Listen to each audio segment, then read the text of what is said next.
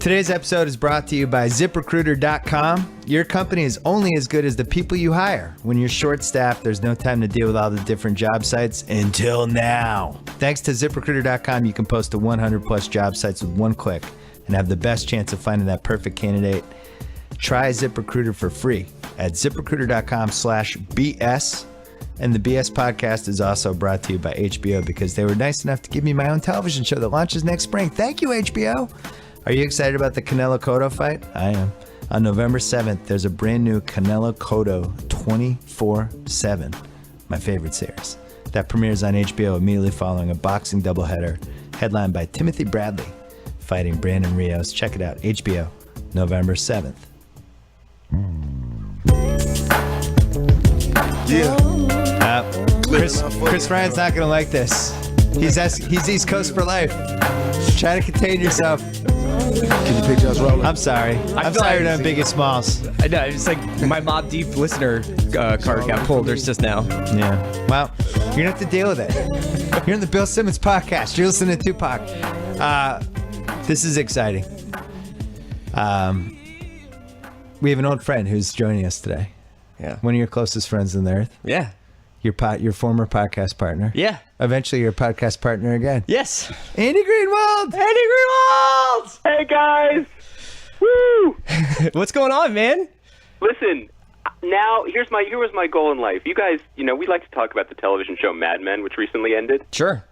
You guys remember the episode Shut the Door, Have a Seat, right? That was when they suddenly just ghosted on the agency and started a new agency in a hotel room.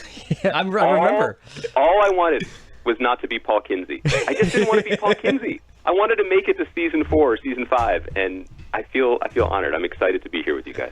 Well, ironically, we had been talking about this for a while, about reuniting you and Mr. Ryan on a podcast because you were writing a book. Is that correct? Yep. That's right. And you needed time to work on the book, and the timing was kind of perfect. And the one part we couldn't figure out was, well, the Grantland and then Grantland got liquidated. Yeah. And Andy, that book is called I'm Not Kinsey. That's right. It's called I'm Not Kinsey, My Own Explorations in the Human Sexual Response. Do you have a title for that book? Is it called I'm Not Going to Apologize for What I Said About True Detective Season 1? Or is that too long of a title? No, it's that since I'm now on a podcast sponsored by HBO, apparently, I'd like to apologize for everything I've ever said about True Detective. That's true. That's a good point. That's how wobbly I am. No, the book is called How to Watch TV. Good title. Yeah. I've always wanted to know. Because it's time. It's time people really figured it out. I feel like they've been doing it wrong. Is it mostly an explanation of how to use a universal remote? Listen, I've got 6 remotes, and I don't know how to use any of them, so I'm actually the worst person. You've actually only been watching one channel for 6 years. It's just been straight QVC, but I feel like I've gotten some good deals, and I'm ready to take it to the next level. Well, let's talk TV. Yeah. So go ahead. Listen, this is your guys' thing. I'm just sitting here. I'm going to be your third man in off the top rope. It's weird because we're like having our reunion, but we're doing it in your office, so you can feel free to jump in at any point. Yeah, I'm just kind of sitting here. Andy, you know what this is? It sucked because we were off the air for the last couple of weeks and TV got real good. TV got real good. I feel like our last show, we were saying that, network TV came back and it was terrible, but finally things were about to pop off again. We had a lot of shows to talk about. All of our wacky friends from the CIA came back on Homeland. All of our hardy survivors and the leftovers came back, a show that you and I personally influenced every frame of, apparently. Apparently. Is that true? How accurate is that? I mean, he said it. David Lindelof said it in an interview that they did certain things in the leftovers just to piss me and Andy off. Yeah. Damon is a extremely nice guy who has been really a big fan of the Chris and Andy show, whatever it will be called in the future, and said as much and was very sweet about the ending of our previous show. But he also absolutely said in multiple interviews that crazy opening with Clan of the Cave Bear woman, seeing mythical birds and birthing babies and snakes, was specifically done to piss us off. Well, this reminds me of something I wanted to bring up at some point during this podcast. I've stopped watching The Walking Dead. Okay. And I really like The Walking Dead. I never wanted to stop watching it, but now I have 2 full episodes on my DVR that I have not watched. That's a first where you're falling that far behind. I always watched it in the moment, and I'm starting to wonder if it's the same reason I stopped watching The Leftovers, which is I'm entering this world that's just sad and unhappy and bleak, and there's no upside and no ceiling for anything to really improve ever. Yeah. It's just going to always be bad, and it's like, just don't know if I want to be in that world. It brings me down. I get unhappy. Is that a weird way to think about TV? No, Andy, do you think that there is, like, in general, like, would you say that, I mean, you were joking about the Mad Men stuff, but coming out of that era of television, are we going into maybe a tonal shift where, like, people want a little bit more sunshine on their Sundays? Yes.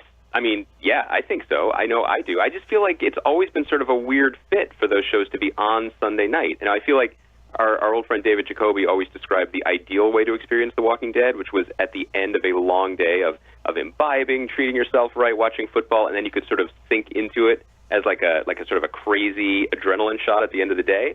But it's just a huge downer now that it is, and with leftovers too. That's kind of not how I want to start my week.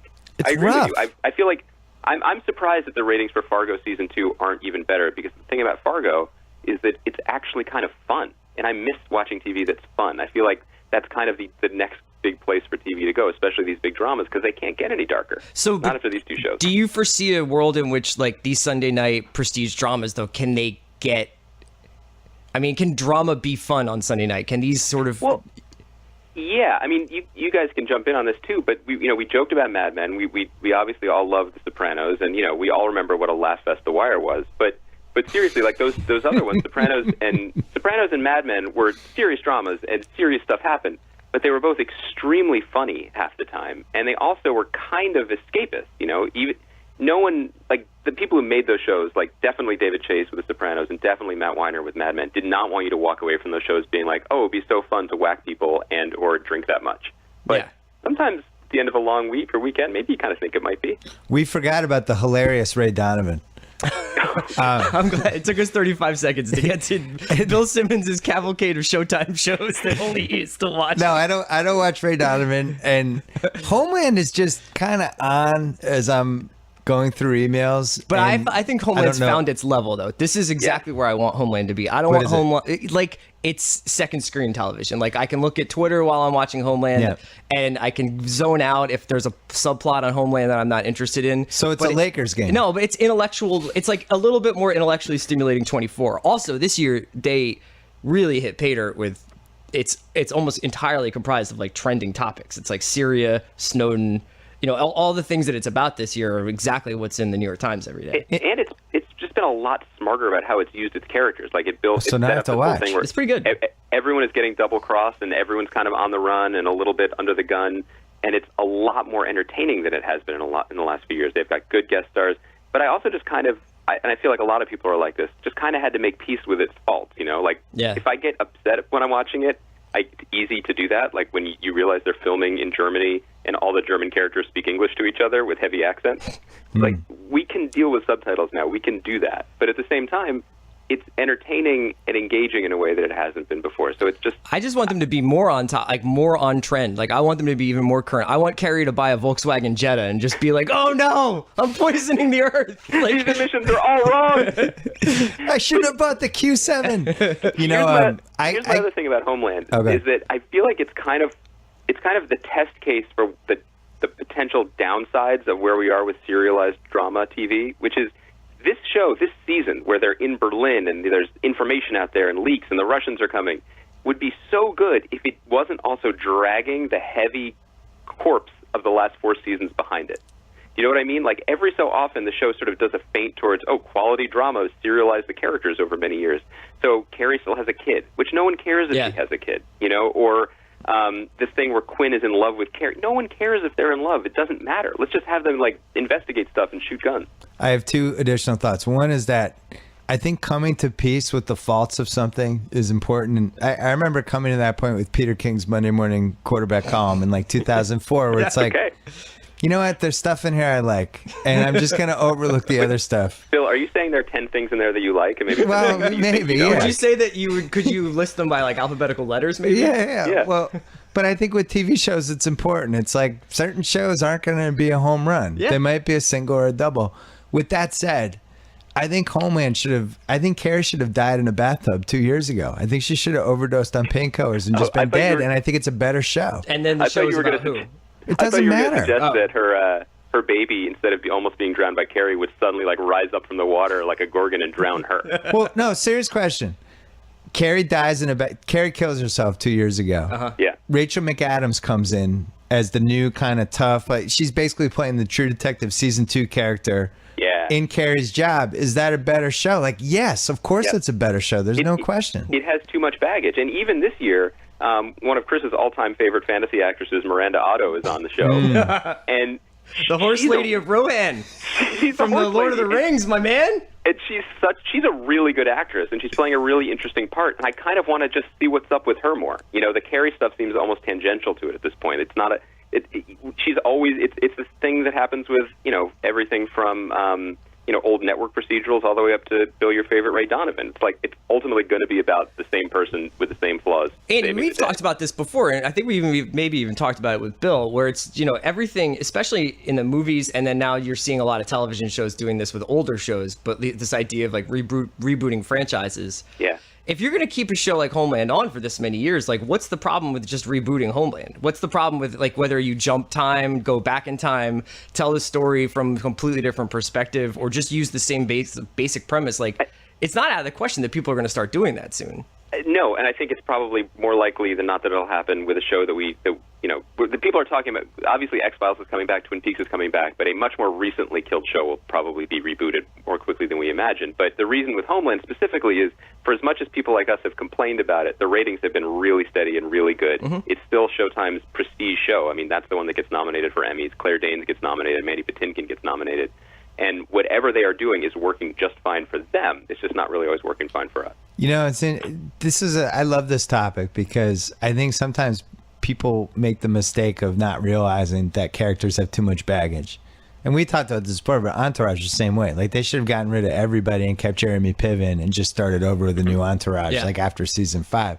With Homeland, I can't watch Homeland in a serious way because Claire Danes was insane on the show. Yeah. And it wasn't like, oh, she's a little insane. It's like, this is a crazy person, and they overlooked all this stuff, and now she's like running CIA stuff again, and I just can't get past it. It's like a fatal flaw. So for me, the show would be better off if she just died. Yeah, I mean, at least they're leaning into that right now, right, Andy? I mean, with the plot, like, did you see 2 weeks ago's episode?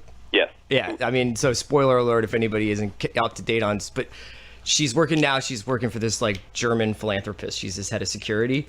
And there's an attempt made on her life when they go and visit a refugee camp. And she decides that she has to figure out who did it. And to do that, she goes off her lithium. She just says, I'm going to go off lithium because it makes me help. Yeah, it'll be fine. Yeah, it'll be fine. Then she does the whole thing with the corkboard and all the pictures around her. It was literally like the Ray Velcoro, just like a little by myself meeting he had with the 8 ball of cocaine and the punk records. Like, I wish that scene had been transposed into Homeland because at least it would have been fun. Instead, it really felt more like this is a core element of the character and we have to service it. When nobody cares. Yeah. I don't think anybody watching It's Homeland weird. It's like, well, we got Batman. He's got to get into the Batmobile. It's like, we've got Claire Danes. She's got to get off lithium. When you said she got a new job, the end of that sentence should have been she got a new job working as a diner as a waitress. Because that's the only job Carrie Matheson should have after what she did the first 3 seasons. Can you imagine her LinkedIn page? Like, yeah, a couple years at the CIA, may have had some hiccups along the way. Would love to provide some references, but they all died in an explosion at the CIA building in season 1. This is one of the more interesting things about the collision of old TV into new TV, because the thing about old TV, and it's kind of comic books were like this too, like the baggage of history just becomes unbearable, but yet the people who work in it and who have worked in the trenches for a long time really consider that part of their craft and their job, sort of continually wiggle out from under the weight of it. So I'm pretty sure that like making a main character have a baby is the ultimate TV unforced error. It never adds anything, and it always makes the character worse, and they always then have to write themselves out of it. But yet, you know that in the Homeland writers' room, which is staffed with veterans of like decades of good TV shows and a lot of smart people in that room, they were like, no, this is perfect because this is the ghost of Brody, and it adds so much depth. But you still don't want to write it or watch it, and that's where they keep screwing up. Do they, the Damaged Woman TV character power rankings? Mm-hmm. Carrie's clearly one. It might even be number 1 historically. Yeah. I don't even know if anyone's topped her ever. Ruth Wilson on The Affair is a clear number 2 at this point. But it does seem like TV is just gravitating toward anti-hero males. Yeah, they flipped it to difficult women. Yeah, and incredibly damaged women. And the Rachel McAdams True Detective season 2, and it just seems like that is now the new blueprint for had to do dramas. Yeah, and it's sort of I was going to say it's sort of frustrating, but it's really frustrating because it's this idea that like, oh well, this is how we write women, is we just dump all the same garbage on them that we dump on the male characters, when in fact like the really interesting or unique story to tell would be one from a completely different perspective. It's not just another like, just another dumpster for all the anguish and alcoholism that all the other characters have been slogging through. I mean, I'd like to think that True Detective Season 2 may have been the nadir of this stuff, but it probably wasn't. And you know what's funny about True Detective Season 2? Big success all the way to the end. Yeah. Like, I think 12 million people watched the season finale. It hit this and this one I don't think HBO minded. It hit this vortex of, it was still super duper relevant. It had relevant people on it. It had a couple people giving really good performances, and it frustrated the hell out of everybody. Yeah. And it owned the internet on Monday and Tuesday every time after they had an episode. And ultimately, I don't think necessarily it didn't hurt the franchise. It was also a limited investment. There was none of the speculation about like, how are they going to fix it? What's going to happen next year when they have to figure out what's going on with this character or that character? Everybody knew what was going to happen. Everybody knew no matter what was going to happen, it was going to happen within an 8-episode, 2-month period of time. It was a limited investment. I think the only correct answer to the question, what was funny about True Detective Season 2 is nothing. And that was one of the problems. Like, we need a little more laugh with Detective Ray Velcoro and his bolo tie. But how many conversations did it spawn? It's like... You're right about the fact. I definitely think you're right that all these networks are out there trying to monetize things that they might not have monetized before, and one of them is conversation. Like, if people feel the need to see it, the networks don't really care if they need to see it because they love it or because they need to see why everyone's saying how awful it is. Like, that's, or if it had good things and bad things. Like, you guys talk about Fargo, and I know it's a good show. I've never made the sit-down commitment to watch it. I've never heard anyone have a Fargo conversation, and I think that matters in the big scheme of things. I know it's doing well. I know it'll get nominated for stuff. So you feel like sometimes being bad is almost good. It's like if you're like bad enough to provoke a conversation. I don't know. Here's the thing with True Detective Season 2. I don't know if it was bad. Mm-hmm. Like, I think bad is something where you go, I can't watch this anymore. Yeah. Like, The Leftovers, I know some people like it, but for me, I just was like, I get away from the show. Yeah. I don't want to be with these characters. I don't have anybody to root for. True Detective Season 2, every time Rachel McAdams was on the screen, I was really into it. Like, I really liked that character. I was rooting for her, and I thought Colin Farrell, who I've had a tortured relationship over the years, and Chris and I are the only two people who love the Miami Vice movie. But I'm always rooting for Colin Farrell. Did I ever mention that the Miami Vice movie has gone up in my estimation in the last 2 or 3 years? I'm all in. I own the Blu-ray. I'm all in on the Miami Vice movie. Great Cuba footage. No one loves it more than Chris. Listen, I'm not going to defend it. But anyway, I think it had pieces of things. And sometimes in TV now, you just need pieces, and that's almost enough to get by. I think that there's something... You go ahead, Andy. I was just going to flip it and say that this is the real danger we're in for the next year with dramas, and we saw it a lot in the fall pilots on the networks, is that we're reaching the same... TV is reaching the same point that movies have reached, which is noisiness matters more than anything else, because it is a serious problem getting people to watch stuff. Like, I was a big, and I still am a big defender of Season 2 of *Halt and Catch Fire*, but because Season 1 was bad, and I thought it was bad too, no one came back to see it, because you basically get one chance to impress people, and then you're out. And they haven't figured out a way to monetize the idea that, 5 seasons of *Halt and Catch Fire* will be valuable to AMC once it's on Netflix and people catch up with it. So instead, you have these pilots that are basically like movie trailers are now. As noisy as possible, as loud as possible, as big and basic as possible, just to get people in the door. And then that doesn't leave them enough time to figure out what to do with them once they're actually in the door. Yeah, the good analogy is like there are lots of shows. I think I love Fargo. I think Fargo is the best thing on television right now, but it's actually a worthwhile thing to mention here, where it's almost like watching the Hawks last year. Like, you knew what you were watching was basically perfect, but sometimes you want to see a guy take a long two and then scream at his coach. Yeah. And just have something to talk about the next day instead of like, what another great backdoor cut there. Right. It's like really good acting. Yeah, exactly. It's just like, oh, it was no perfect again. Like, sometimes you're like, that episode sucked. That was great. Like, I would say that's actually an argument for The Leftovers. I was just going to say that was in a weird way, like what The Leftovers were doing is, I can't remember a show, even True Detective, where I'm genuinely like, I have no idea what I'm about to watch. Yeah. And anything is possible. And it's messy in the way that like really good art is, because Lindelof is just putting it out there, and sometimes it's like uncomfortable to watch in a good way, sometimes it's just uncomfortable to watch in an embarrassing way, but it's out there, and it is not like market research. It is not noted to death. So that alone makes it interesting, and it makes it a lot more it makes it a lot more emotional in a way for us too to invest in. If we're than a talking show about that's just clinical. If we're talking about uncomfortable things to watch, can we talk about The Nick? Yeah, we should talk about The Nick. So I don't know if you watched The Nick at all. No, but I'll listen. So It bothers me that Andy liked the Knicks so much. He actually turned me off. It was like he was like my friend who was telling me to go to some restaurant over and over again, to the point that, to spite him, I haven't gone yet. this is, I mean, it's so good, but Yeah. it's tough. It's a tough ask to tell people, like, let's watch some early 20th century eye procedures. That's a tough ask. Oh, I disagree. It is. Like, do you think they should be maybe they're doing it wrong, though, to be honest. Like, I feel like they're leading, Cinemax is leading with that, oh, here's Steven Soderbergh has made, like, this incredible, artistic triumph. Maybe they should just be like, Friday, 10 p.m., watch someone have a syringe full of liquid cocaine injected into his eyeball. Like, the rating would be much better. Yes, it does. My God. And he felt terrific. Yeah. So I think one of the things for me is there's just too much TV, which is always an excuse now to not watch something like Fargo. Right. Where before, like 10 years ago, if Fargo was on, I would have watched it because there just wasn't enough choices. And I mean, there's so much different things going on with TV right now. We have this Netflix model where they dump all of them together at once. And you find yourself, it's almost like deciding whether you want to go on a double date with someone. Hey, do you have room to go on November 14th? Do you want to go on a date? Or, hey, do you want to go away for the weekend? And I feel like that's what watching TV has become. Where I see this show and it's like, so this is 11 hours. And you do this calculus in your head. All right, do I have 11 hours? What if I get into the show? Do I have 4 hours that night if I want to watch it? Yeah. And in a way, you kind of talk yourself out of it sometimes. It's an enormous commitment. And I was starting to tell people in the last year at Grantland that, like, I don't know if my job was critic or if it was just like wealth management consultant. Because people had a ton of options and they had limited time. And so it was up to me to basically tell them where to invest their time. And they got really mad if I steered them wrong because their time is precious. And as you said, like, if you watch one episode of something, you're basically expected to watch 12. So I think the next big frontier and the thing that I'm excited about with TV is half hours.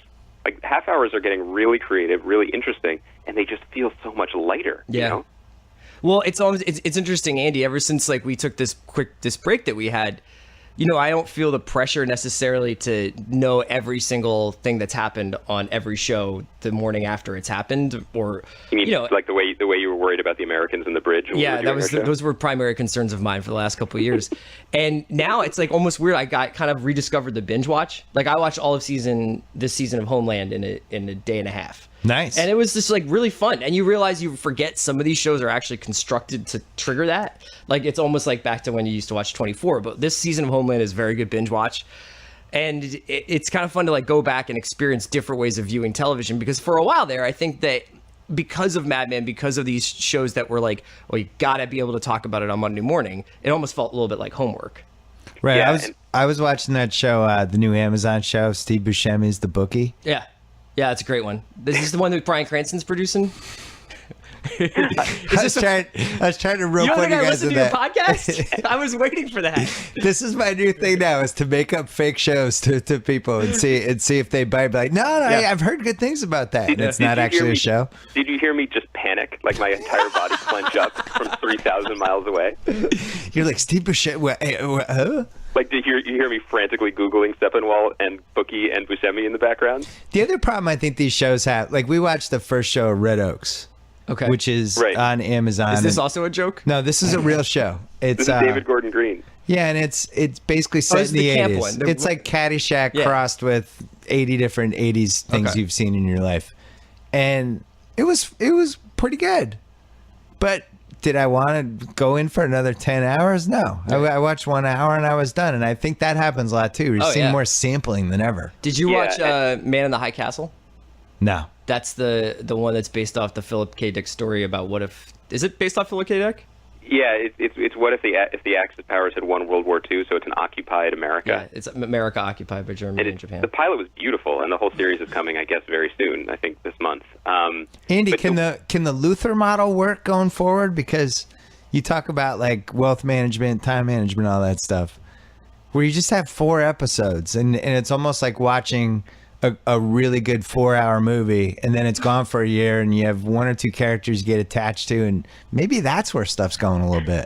I think that model, the British model, works really, really well, both in terms of audience engagement, but then also just flexibility. Like, people can go, like Sherlock, Benedict Cumberbatch is becoming a big star, but he still goes back and does Sherlock because he only has to do, essentially a movie. He does 3 hours whenever their schedules align, and it works really well for them. But traditionally, that hasn't worked in America for a number of reasons, one of which has been, just building an audience and maintaining an audience, but two, the way the talent contracts work, Like, I feel like a lot of the companies in this country, they want to find the next Benedict Cumberbatch or whatever, but then you want to sign him to a 7-year deal because chances are, if he's on a hit show, the next thing he's going to do is pull a David Caruso and go make the global multi-million-dollar smash Jade. But didn't they used to do that on cable in the 80s and 90s? Like, Tom Selleck would make a movie where he kept playing, he played the same sheriff 6 times, and it's based off of a Louis Moore book or something like that. Yeah, he did do that, didn't he? And then he would just come back every 2 or 3 years and make another one, and you'd just be like, Selleck's back, but nobody cared. You know what I mean? Oh, I cared. Yeah. As America's only Blue Bloods fan under the age of 70, Bill cares. I watched 10 minutes of a Blue Bloods and couldn't tell if it was set in Boston or New York. I have an embarrassing confession. So Battle of Network Stars has been on a lot on ESPN Classic. Uh-huh. And there's so many different great reasons to watch it, but really the number one reason is to see what actors were unbelievable athletes back then. And Selleck was like Bo Jackson. It was unbelievable. Selleck and Patrick Duffy were like the Bo Jackson, LeBron James of early 80s TV. Yeah. And I just have a lot of respect for that guy. Did guys look older then? Yeah. Patrick Duffy, who was considered a kind of an attractive pinup guy. But when I look at pictures of him in Dallas now, I'm like, he looks like he's 56 years old. It was more accepted to be more rugged. You know what I mean? I think it was the cigarettes and the booze age people quickly. But here's my question. I know, Bill, you always want to bring back the Battle of the Network Stars or Battle of the TV Stars, but they definitely, there are a million reasons why they would never do it, but one of them is you can't shatter the mystique because John Hamm, right? I feel like he could be an athlete. He used to go to the All-Star Game celebrity whatever, and he would field as a position. He likes that, so he would do it. But then we're talking about Homeland, Rupert Friend, who plays Peter Quinn, and he is a trained, cold-blooded CIA assassin who walks around and rips off bandages from sucking chest wounds and just gets about his business. He is an English theater actor. That would destroy whatever career he's built. If you asked him to tackle someone. MCL. There's a million reasons why Battle of Network Stars is never happening again, but this is way up there. I mean, it's improbable that we had 3 networks back then and 20, 30 million people are watching every show. Yeah. And all these networks thought it was a great idea to let ABC have their stars that could look bad in any sort of either the athletic guy who all of a sudden is athletic or some girl's boob falls out or whatever the hell could happen. That would be terrible. And they just let it happen. Yeah, sure, ABC, take our talent. Yeah. That would never happen now. I know. It's crazy. What other shows do we have to talk about? Well, I like, Andy, there's some comedies. We should talk about You're the Worst, right? I mean, it's still pretty funny. You're the Worst is so good. It's now on FXX now, and that's one of the things that I was thinking of when I said that half hours are just more interesting, because half hours can suddenly be, they're ostensibly comedies, so you always have that to fall back on, but they can now do some emotional stuff that dramas just don't have room for because the dramas are too busy blowing up the world. So You're the Worst this year it was an incredibly funny, sort of toxic relationship story in the first year about 2 people who are essentially assholes falling in love. This season, they could have just kept up with that, but instead they've gone really darker and deeper with suggesting that Gretchen, character who's played by Aya Cash, has clinical depression, and they're dealing with it in a very honest way. And the episode that was on last night, November 4th, was just stunner. It was one of the best dramas I've seen all year, and yet it was still funny. And I feel the same way about the new Netflix show that Aziz Ansari did, Master of None, that's debuting tomorrow. Oh, you saw it? Or tonight. Yeah, that was going to be one of my last pieces for the old place. Well, give us the 30-second review. Give us your 5 best lines. Well, I didn't actually write it because once they didn't want it anymore. You guys know the concept of this? It's basically, it's kind of a lightly fictionalized Louis-type comedy, which is basically Aziz playing a Indian-American actor, not unlike himself, in that he loves food and likes riffing on whether people should ever have kids. But he's in New York City, and he's got a sort of interesting, diverse group of friends, and it's relationship stuff. It's not surreal like Louis, but it's really, really funny and really, really warm in a way that was surprising to me. It's just very well made. I really recommend it, especially because he cast his own parents as his parents, and his dad is the best actor and comedian on the show. I had Which high I feel hopes for it just because there were some good behind-the-scenes people involved. Yeah, Mike Schur worked on it, and Alan Yang, who was one of the main writers on Parks and Recreation, co-wrote every episode with Aziz. Like, it's really quality. And secretly, it's one of the best shows Netflix has made, because Netflix has made noisy shows, but not that many great ones. How dare you disparage House of Cards like that? I know. That's another show I stopped watching. When did you stop watching it? The China season? When they killed Kate Mara, I was done. Oh. I was like, how dare you kill Kate Mara? I don't even care what the reason was. Did you ever weigh in on... Oh, yeah. Are you Team Kate in Rooney versus Kate? I've gone back and forth, but right now I'm probably Team Kate. Okay. Yes. Come to the winner's circle. She did some movie recently that disturbed me. The Martian? Fantastic Four? No, she had another choice in there that... Keep talking. Was it the movie where she plays the kidnapped woman and David Oyelowo? Yeah, and then it's like he's got her hostage and reads the Bible to her? I didn't see that one, but that sounds terrible. Nobody saw that one, but I don't know how that got made. I've been saying this for years. I want a movie or a TV show where the Mara sisters are playing sisters. Yeah, or just how hard is this? Why can't they remake John Woo's Broken Arrow? Yes. Oh, wow. Yeah. I mean, or something, or Face Off or anything, like Mara sisters Face Off. Yeah, that'd be great. Why hasn't there been a Face Off too? I don't know. Now you're talking my language, Chris Ryan. A Face Off with two sisters, but their faces aren't so. It would just be like that would be the undercurrent. But they don't look so much alike that they couldn't conceivably do a Face Off. Speaking of Broken Arrow, Christian Slater wasn't that his John Woo movie? That was one of him and it was him and Travolta. It was right around when his stock started dropping. Can I just say, I met him at a Mr. Robot panel that I did in New York the other week. One of the nicest people I've ever met in my life. Does he still hold on to Broken Arrow as his best work? He carries around a sort of a smudged laser disc of it in a slinger bag. Asks if anybody needs a side copy. Yeah, so Kate Mara had Transcendence and then followed that up with Fantastic Four. That was a Fantastic Four. I think that was a cumulative Rotten Tomatoes of like 20. Yeah. Yeah. Not great for her. But this is not Kate Mara's fault. Kate Mara can't, she can only make the plays that are presented to her, right? Like, it's someone, we have to talk about her team. Andy, quick pitch, though, for Kate Mara. How to use her better? The sister show. I just came up with it right now. Okay. Two sisters. Right. Both actresses. Are we just revamping Sisters, the show? No. Okay. Two sisters living in L.A., both actresses. One of them's more successful than the other. Career's kind of going one way. The other one used to be more successful, like when they were younger. Mm-hmm. Made a couple bad choices, bad relationship. Her career's veering the other way. There's a lot of jealousy and envy and resentment, but publicly they have to pretend they're still close. But they're not. They're not close at all.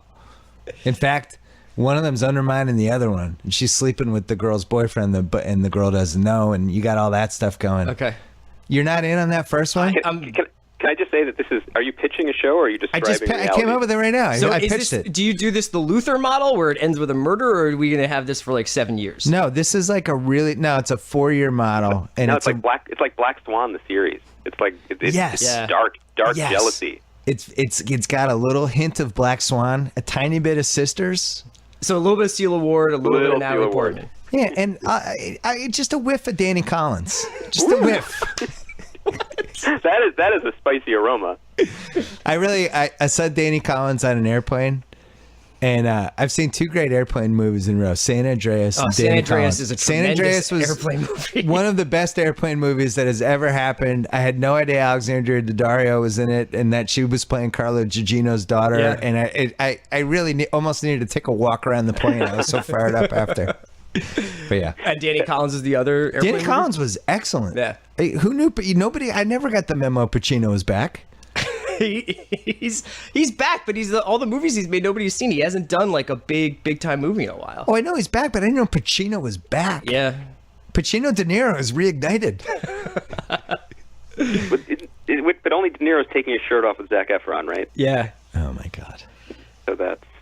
Now we're far away from TV, and it's dangerous. No, we're back. Chris is bringing us back. So, Greenwald, what are some of the stuff? There's a lot of mid-season stuff well, there is no such thing as mid-season replacements anymore, right? Because stuff just kind of rolls out. And I know that New Girl comes back now. Did Fox not have that on because of the World Series, or was it just because it wasn't doing that well? It's because Zoe was pregnant. Right. So they did the thing that Parks and Rec did when Amy Poehler was pregnant, where they filmed the first 5 episodes of the next season last spring, and then they just took off. And then even when they come back, though, I think they're coming back with Megan Fox as Megan a temporary Fox roommate. is replacing Zoe Deschanel for a couple episodes. Yeah. What? But but actually, what you're saying has been kind of interesting in that shows aren't getting canceled anymore. Like every fall, there would be disasters so disastrous, that they would be canceled after 1 week, and then everyone would, like Viva Laughlin with Hugh Jackman or Lone Star, which was actually really good. But it's been interesting this year. Like everything is so kind of whatever, and no one has any better ideas that they're just letting it play out because it's cheaper to just burn off things. Like it's better to just burn off the bad money than try to throw more money after it. And it's also just that like it takes the traditional shows that we're accustomed to just take longer to get made, right? Well, I mean, if we're talking about network stuff, they really don't know what they're doing, and they've also reached this point where I think everyone now used to expect the fall to be the exciting time where we would fall in love with our new best friends, our new favorite shows. Yeah. But now everyone knows that it's just a killing field. And so the smarter play is to hold the better stuff for mid-season because people are ready for a breath of fresh air. And that's what Fox did last year with Empire. And so basically anything Fox did with Empire is what everyone else is trying to do. Because they debuted it in January, and it felt like an event, and it was certainly treated like one. Have the celebrity cameos officially turned people against Empire yet, or no? Empire is dipping, but I feel like it's dipping in ratings only because it was so high, no one can sustain it, and they burn through plot the way like a Volkswagen burns through. Help me with the joke. What's the back half of that joke? The outer layer of our planet. Thank you. There it is. This is why we work well together. But I feel like if they were really serious about keeping that show on the air for like 8 years and making all of the money, they would have treated it more like a cable network and 10 to 15 episodes in the spring when everyone's ready. But instead, they had to come back 2 months later because they needed the quick hit. That's my biggest regret with the OC. Yep. I've talked about this before. They did 5 seasons in the first season. Yeah. They ripped through plots to the point like But there you're was saying nothing like left. if the OC had come on today, I mean, I guess that was one of the great pilot episodes, but that would have been the best Netflix show of all time. right. But like, I just mean if the OC rolled things out slowly, would you have stayed watching it today? Well, but the thing is, they wouldn't make it today because Right. networks don't make shows for young people. Netflix would have made that show. CW. Yeah, it would have been 11 episodes, and it would have been awesome. Listen, you guys both know where I stand. If you put somebody who doesn't have money from the wrong side of the streets in a situation where everybody's rich and wealthy and kind of mean, Yeah. I'm in. This is And I going to don't bring care us back. where it is. Bill, this is going to bring us back to our number one podcast conversation topic, and the only thing that you want to talk about that Chris and I don't today, which is The Affair, which is the bad version of the show that you and I pitched to Hampton. I know. Hold this thought, Andy, because our friends at Simply Safe, they're back again. Great. And it's funny because we rented this little house in an undisclosed location in West Hollywood for the 4 people who formerly used to work at Grantland, who are now helping me develop a project. We just put in the zip line. We did the Silicon Valley house thing, and it was like, should we move the podcast operation there? And then I was thinking, I don't know about the security.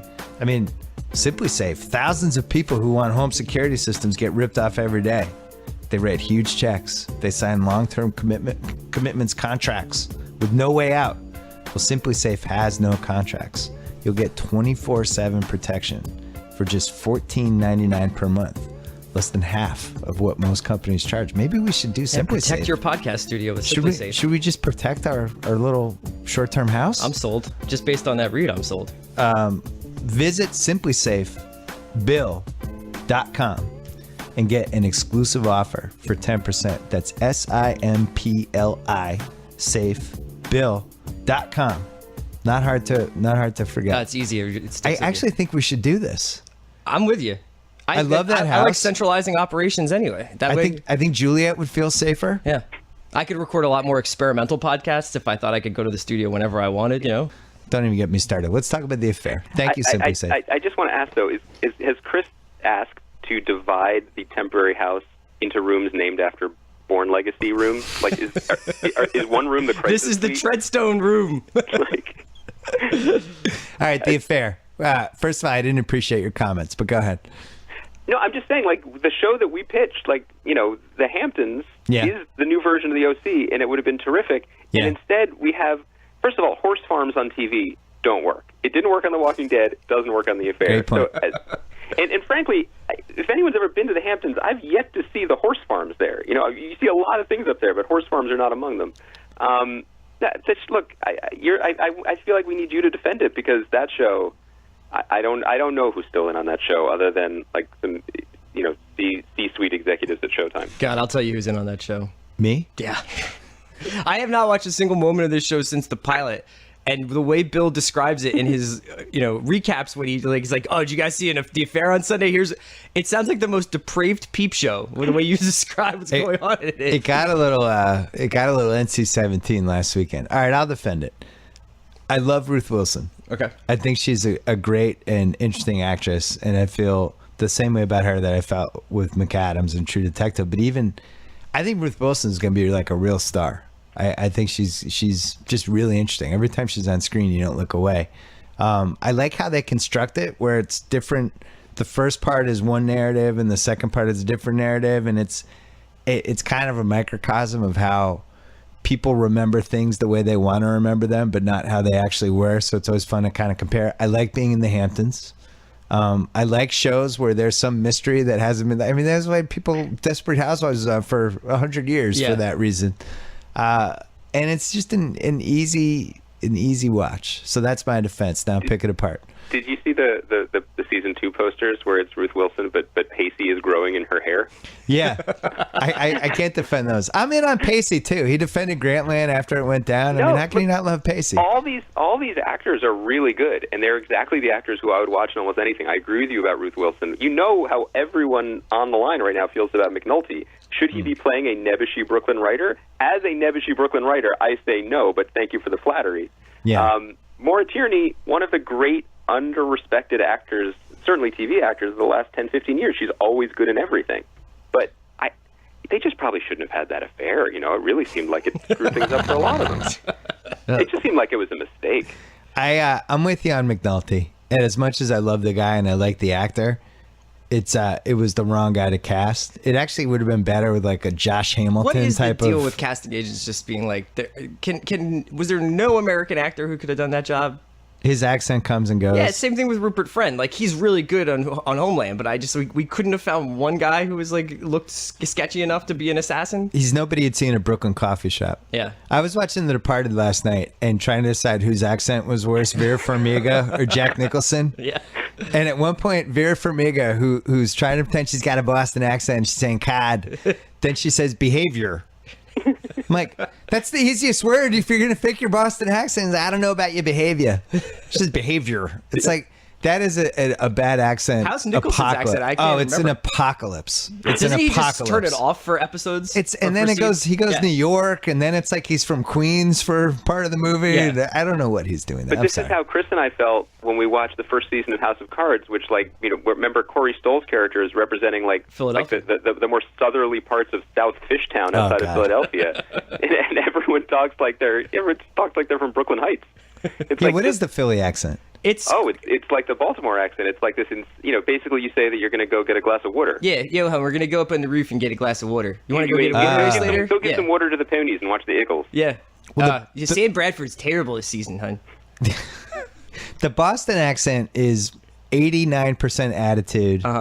And then 11% don't say the R's with words like behavior. I lived in Boston and still feel like I can't, because now my memory of the accent has been so bastardized by all the movies. When people do it badly in the movies, that it's like "cad," like they think that's how you do it, but it's really like, what the fuck are you talking about? It's like attitude. It's like there's an anger, resentment, and distrust the whole time with Boston accent, and that's what it is. Yeah. Rhode Island, I can't even pretend to imitate, because that's like a whole other universe. Well, what about Emerald was Fall River, right? Like that accent is just like, that's an incredible. That's a bad. Like what was the Christian Bale movie, The Fighter? It was set in Lowell. Yeah. They did a good job with those accents because they actually had people from that area in the movie too. And that's what Affleck did with Gone Baby Gone.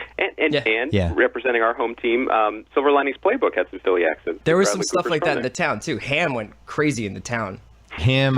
He put it. I think it's in there a little bit, and then he brings it out. It's never good when they. This is the not fucking around crew. It's never good when scene by scene it's a different choice for the accent. You kind of want that to be the same in every scene. You think that would be somebody's job? I'm surprised. After watching Project Greenlight, it seems like people are responsible for all elements of shit movies. Good segue. There used to be a continuity person on set, but there isn't one for accents. Oh, we're going to talk about another show I haven't watched, but I'm ready to have an opinion. Go ahead. Oh, you haven't watched Project Greenlight? I haven't, because there's too much scripted stuff, so I never touched the reality. This was more dramatic than any scripted show I've seen in a long time. That's what I've heard. I absolutely love this season, and I was so into it, and I have like such strong opinions about everything. Did you watch the Leisure Class? I watched the entire Leisure Class. I watched 90 minutes of... But at least it was on film. It was... And the Project Greenlight movies, they never work out. I don't mean, like, it's... You'd think that after 4 or 5 of them, they would have gotten one that was good by now.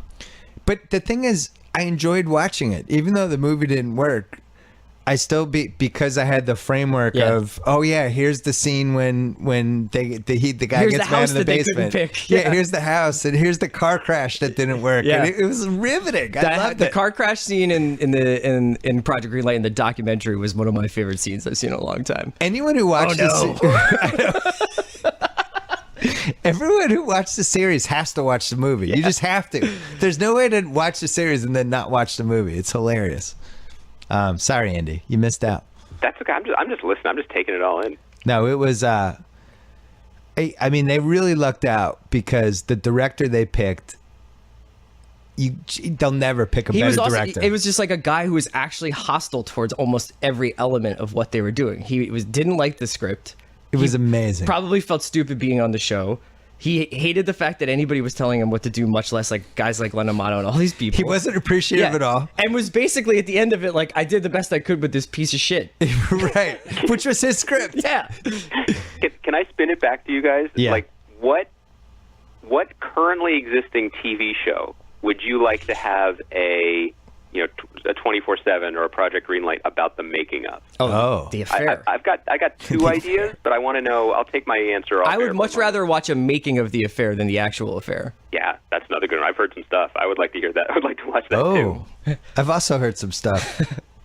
Yeah, probably True Detective season 2 would have been kind of amazing, right? See, the problem with that is I think that those guys, like, I think a lot of that was just shot, like, completely separately from each other. So even though there was, like, a rumor of a kitsch fight, like, there was some kitsch, was it Kitsch and Vaughn?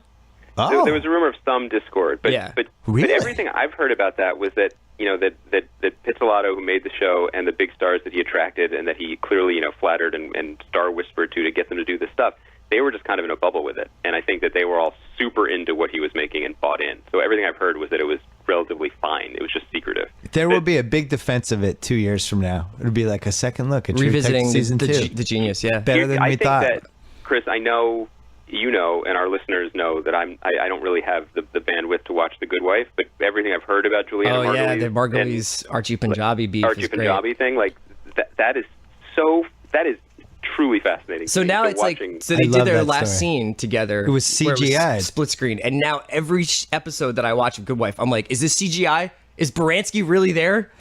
Is this CGI Baranski? Did she do a great job? We don't know. She did it. Her outfits have been dynamite this year. But what could have happened for 2 actresses who spend their whole lives pretending to be other people, not being able to pretend to be 2 other people in the same room together? Like, short of... I don't even. I mean, obviously, there's to that degree, because what percentage of actors and actresses actually hate each other? It's pretty high. Also, this is CBS. This isn't Project Greenlight. Like, you'd think that they would have contracts that were like, I'm sorry that you're upset at this person, but you have to come to work and do this and they job. both won Emmys. I think like it's worked out pretty well for them. It's certainly. I've spent the most time I've Googled something in the last 5 years and gotten the least amount of satisfying answers for. Which is insane when you think of where is the Woj for The Good Wife? Where is the Woj bomb? I know where he is. He's in that house with you. It's Juliet, and even she hasn't gotten to the bottom of it. Woj Bob. But the other thing, the show I would most want to watch the behind-the-scenes making of is Empire, because it absolutely feels like it's going to break apart like a meteor at any moment. Yeah. 2, they basically said at a TCA thing, and I'm definitely paraphrasing and getting it slightly wrong, but someone asked them point blank, like, why did you give Terrence Howard's character a debilitating fatal disease in episode 1 if you were going to cure him of it in episode 10. And they more or less said, because we didn't know if Terrence Howard was going to be a lunatic or not, and we needed an out. Yeah. And Terrence Howard was sitting there laughing about it. Was it with the Globes or the Emmys, or when Taraji and Terrence were on stage together, and Taraji was just like, "You are a disturbing person." Like, she just like straight Yeah, up like he was looked at just him, and was laughing. like, just like, "You are alarming me." But also, like, this is the show where, when they were filming the season premiere, they wrote a character for Chris Rock to play where he is an incarcerated gang leader who, by the way, is also a cannibal. And this was Chris Rock's idea. And they sent it to the network, and the network said, nah. And they just did it anyway because Lee Daniels doesn't care. Right. And they just shot it anyway. So then they had to edit it. So there are all these references to Chris Rock being like, this meat is delicious, while another guy cries, but he's just apparently eating normal meat. What? So I would like to watch that show. Can we flip the script for a second? Sure. So you guys had a pretty good following for your pod, Yeah. and then all of a sudden you left. Uh huh. And what kind of feedback did you get from people? Were people sad? They were just Did like- people think it was like Shawshank, where one guy left and the other guy was still there? Like what was it like? People have been really nice. People have been really nice. It's been like I wrote a book about emo, and this was much more emo than that. Like, people were very, very sweet about it, and yeah, like people were offering to like Venmo us money to record our phone calls, which I think was very nice. Is that true? Because we had a good time. It was a great run. You know, I don't know if you guys did this, but like when the football season started, and I wasn't able to do a pod with Sal until week 4. Like the first week. I think the first week we did a long phone call, almost like we did the podcast Guess the Lines, and it kind of made both of us sad. So the next 2 weeks we just mailed each other the lines. You guys did it just to have it as like on the record, right? We did it like, hey, would you guess here? And like just two buddies talking, which was basically what the podcast was. There was no real difference. And it just felt so weird to be like, oh yeah, let's do this as friends and nobody will ever hear it. Can you imagine if I called you on Monday and be like, let's go over last night's shows, big guy? The truth is, Chris and I haven't spoken in 6 weeks. Yeah. It's like a Juliana Margulies, Archie Punjabi situation. Seriously, we're being such- CGI. He's not actually here. We're such professionals. All of Andy's bits here were pre-recorded. I do think with podcasts, though, it's so much more of a personal thing with the listeners than writing is, because you kind of invade people's lives. Like right now, somebody's listening to this and they're working out, or they're in a car, You're doing great. or they're on. Yeah, you're doing great. Get One that more treadmill. hill. Go 10 more minutes. Or they're they're in bed at night, or they're at work pretending like they're doing some project, but they're really listening to us, and it's like you're part of their life. Yeah. And it's like with a blog post or a column or something, people can click on it, but you don't know if they're reading it. And podcasts, they actually listen to it. It also did the same thing for us, because having the podcast allowed us to indulge our crazier obsessions with things like the career of Colin Farrell and the interviews of Jeremy Renner, and like crime fiction where people like get their hands chopped off. So connecting with people about that was very rewarding. Well, Very nice. and to be honest, you didn't go far enough with the Jeremy Renner interview. I know. Now, I feel like That should be its own podcast. Renner's been taunting us with all his action in the last couple of weeks. Yeah, we have a lot to get to. Renner is the most mysterious person of the last 15 years. I think he's really indulging himself too. I think he's like, you know what? It's probably not going to happen for me as a major movie star anymore. So why don't I just be really weird? But you know what? He was and flip great in the houses. town. Yeah, he was good. He He has was the fantastic. town. And He was Hurt Locker. awesome. He's great in Hurt Locker. It's great in Hurt Locker. I don't know how to channel that. Like, all right, let's say they made a movie about Wes Welker. He had 11 concussions, and Wes are you Welker. making that movie? Well, no, just like some short receiver who just keeps getting concussions and And then keeps on to play like a modern North Dallas 40. Could we do the Kentucky Derby part? Yeah. Oh, yeah. Absolutely. But couldn't Renner play like Wes Welker, modern day North Dallas 40? Like, I feel like he needs to make a sports movie. So we'll call it The Slot. And he plays Slot. It's about the slot receiver. Yeah. Starring Renner. He's a little long in the tooth to play Welker, but I'm How old is Renner? I think he's got to be in his 40s, right? Yeah, he's like early 40s. You guys don't. Well, Andy has a child, but way too young to be stuck watching terrible movies with them. My kids love Adam Sandler, and it just made me think of like somebody being miscast in the wrong role. Yeah. My kids love Adam Sandler, and they love this movie Pixels Oh yeah. that he made, which I think was a little bit geared toward my generation, and maybe even as young as your generation too, because it's like 80s video games, Yeah. Right. I mean, Adam Sandler is the Pied Piper for kids. My kids love every Adam Sandler movie. Because he makes funny voices and does Man, stupid it's just stuff. they love it. He knows how to appeal to kids between 5 and 11. So I'm not going to trash the movie. I just wanted to point out that Kevin James plays the president of the United States. He's the president of the United States in the movie during an alien invasion. And I don't know if either of you can top that as the most unrealistic movie/TV president that's ever happened, because I feel like Kevin James, we've peaked. Oh, I thought you were going to link it back to accepting Jeremy Renner as the front man of a rock band like he does in his Remy Martin commercial. Which is the second well, I was saying plausible like Jeremy Renner as Wes Welker. As a slot receiver. Who would play Brady then? Oh, Leo. You gotta do it that way, right? Are we talking about a Deflategate movie here, or what are we talking about? That hurt my feelings. I didn't like that. No, if you're making a movie Pacino's back, so he could play Belichick. Pacino's my favorite football coach ever in a movie. He's an incredible football coach. Might even be my favorite sports movie coach I think ever. Kyle Chandler's still my favorite football coach, but Pacino's got probably the best speech. Pacino's great in that movie. And Who would who's you rather hear? underrated? Who would The you rather greatest play for? part about Any Given Sunday is still James Woods. oh, he is the trainer. Oh yeah. It is funny though, all these football movies from the 90s, concussions are a huge part in every one of them. And then in like 2009, football's like, hey, concussions, we might have a problem here. It's like, yeah, I knew that from all the movies I watched in They're the just 90s. catching up on the Netflix queue and finally noticed. Yeah. What else? What else before we go? What should we say? I mean, I'm gonna sit out. You guys take the last 10 No, minutes. I feel like we were teasing it. So can we say that we're going to do a podcast again? Yes. Yeah, so we're doing a podcast again together. We don't know what it's going to be called yet, but if you liked Hollywood Prospectus, I'm sure you'll enjoy this. We are launching a second podcast that will not be this podcast, and it will be pop culture. And we don't have a name for it yet, but it will be in all the same places that this one is. So iTunes, SoundCloud, Stitcher, Sure.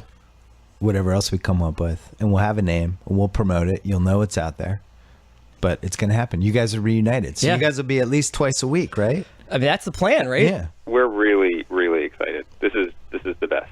Thank you for doing this. And a This is two-man. so fun. I won't. I'm only on this one just because this is my podcast. But for the Yeah, but future, if it's you guys. If you guys are in this secure panic room of a house, you could just duck in at any moment, That's right? true. Oh, Simply Safe. Yeah. If Simply Safe comes through, maybe I give you will the be able to special stop code. by. Yeah, exactly. Or maybe they'll just lock you all inside, and it'll become a much more interesting Yeah, psychodrama. it's Jodie Foster and Kristen Stewart inside the panic room. I actually like the thought of you guys 2 times a week because you know, like just guaranteed every time because you'll be able to go a little Yeah, deep, the deep idea is diving. basically we'll do something on Mondays where we talk about the Sunday shows and the big TV shows of the week, and then something a little later in the week that's like maybe more of a deep dive, one of our obsessions. Yeah, maybe bring some friends on. We have some friends of the pod now. Hey, Renner, the invitation is always open. Yeah, we should just post like these open invitations. Maybe we'll put it on his LinkedIn page where underneath, band leader and renovator, we could just say. What else? What else did you want to plug with that? I don't know. I guess do you have anything else you wanted to plug? Is there any other shows that people should be watching right now besides Narcos? I'm always going to forget one. I always forget the one that we like best. By the way, what was the name of that show? Narcos! That's what I missed. Oh, it feels good. I mean, it's hard to top that. I feel like the Master of None is good, You're the Worst is good, and now here's the thing: I got off the clock for 3 days, 4 days. I didn't have to watch TV, but now I gotta get back into it. I gotta put my boots on and go back into work. Yeah. Well, this is great. We're gonna wrap it up. Yeah. I'm really happy to be back with Andy. Next week, maybe, hopefully, yeah. Hopefully something, and in worst case scenario, you guys can just guest host this. But if we have our whole thing in place next week, then we'll launch it next week. And if we don't, we'll launch it 2 weeks from now. But next week, you'll at least be on here. Yeah. I don't know if you guys heard. I have a lot of free time now, so whenever, just call me. So at very least next week, at some point, either here or on the second podcast, we'll go. All right, take us out. All right, Andy. I can't wait to see you next week, man. Great job, Baranski. Later. Thanks again to Simply Safe. Thousands of people who want home security systems get ripped off every day. They write huge checks and sign long-term contracts with no way out. Simply Safe has no contracts. You get 24/7 protection for just $14.99 per month, less than half what companies charge. Visit simplysafebill.com and get an exclusive offer for 10%. One more time, simplysafebill.com. Play us out, Tupac. We about this bitch. Anytime y'all want to see me again, Rewind this track right here. Close your eyes. And picture me rolling.